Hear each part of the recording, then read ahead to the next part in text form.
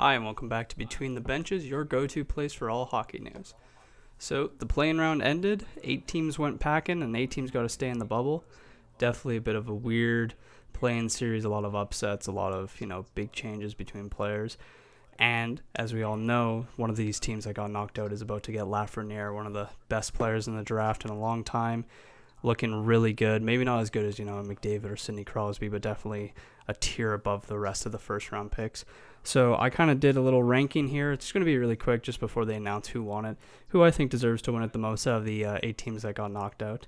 Granted, every team in the league could use a Lafreniere type player, no matter who you are, but I listed who needs him the most based on, fans, who they already have, how they're going to be looking in a couple of years and all that. So when we get started on the list, on the ye old whiteboard, number 8, I got Toronto. So I put Toronto just because they got such a good young core. You got Matthews, Marner, Nylander, Morgan Riley on the defense, and you got a couple good veterans like Tavares. And really, you don't need a Lafreniere kind of player right now. Like, he would solve a lot of their issues for sure, being that young, good winger that's cheap on the bottom 6 for the start, and they work his way up through the lineup. But their issue is more on the blue line for sure, with CC expiring and all these guys dipping out. And I think that they have other issues they need resolved. With such a young core, they don't really need to add another piece to that. 7 overall, I got the Edmonton Oilers. Connor McDavid doesn't need another franchise guy to play with. He's already got Draisaitl. We don't want to, toss him another bone like that. They're not exactly great, and playing with Josh Archibald isn't exactly fantastic compared to an Alexis Lafreniere, but I don't think they need him the most out of other teams. They're heading in the right direction this year. They just got, stomped by Chicago Blackhawks, who are just such a good playoff team. And I think that Edmonton's really got a bright future. They just got to build around what they got. Coming in number 6 is Pittsburgh. They've had 3 cups. They don't need another one. They're a really good team. They don't need a Lafreniere type player. They're really just fantastic all around. They just couldn't show up against Montreal, who were playing, for pride and all that, and came out strong. However, the reason why I do have them a bit above Edmonton and Toronto is simply because they really have a bit of an older core. Crosby's getting into his 30s. Malkin's already showing a decline. So getting a young piece would really revamp that core and be a building block for the future. Plus, they love the Rimouski boys, and having another one there would just be fantastic for Pittsburgh.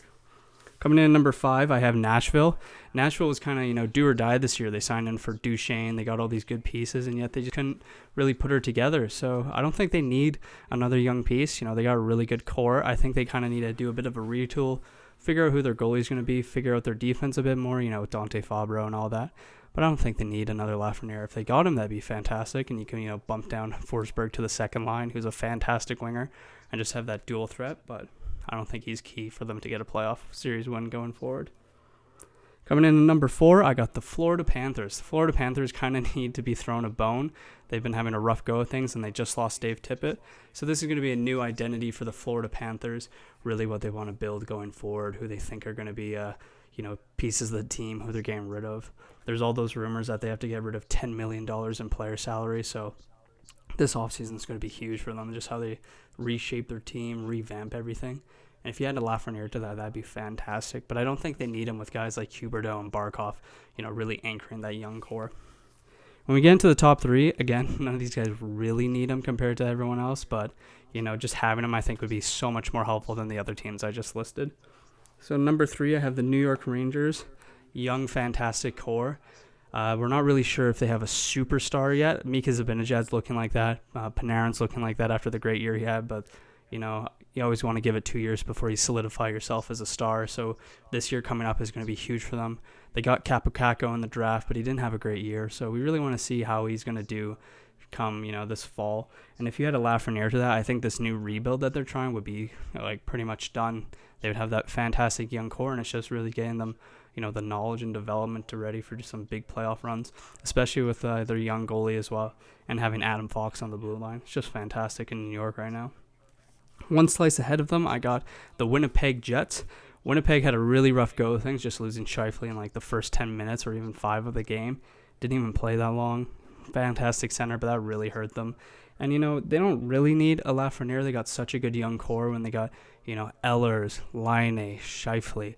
Wheeler's not young, but he's fantastic. Morrissey. But with everything that Winnipeg's been through, relocation, coming back strong, losing all their defenses in free agency or trades, or Buffalo just didn't show up. And just really, it's hard for Winnipeg to get good quality players just because of the location when they're such a fantastic organization. So it would just be great to see them get really, that fantastic generational, franchise star on the wing.